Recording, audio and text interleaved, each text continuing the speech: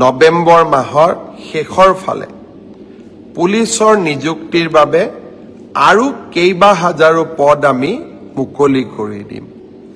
আজি যিসকলে পুলিচত চাকৰি মই অনুৰোধ কৰিম, নৱেম্বৰত আপোনালোকে আকৌ আবেদন কৰিব, যাতে আপোনালোকৰ আশাবিলাক আমি বাস্তৱত ৰূপায়ণ কৰিব পাৰোঁ।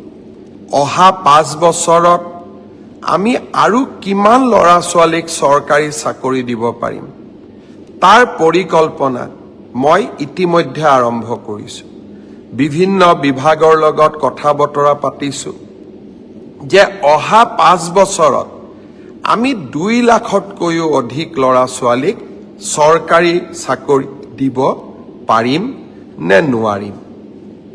অৰ্থাৎ মোৰ লক্ষ্য যে অসমৰ নিবনুৱা যুৱক যুৱতীয়ে কেতিয়াও আশাহত হ'ব নালাগে।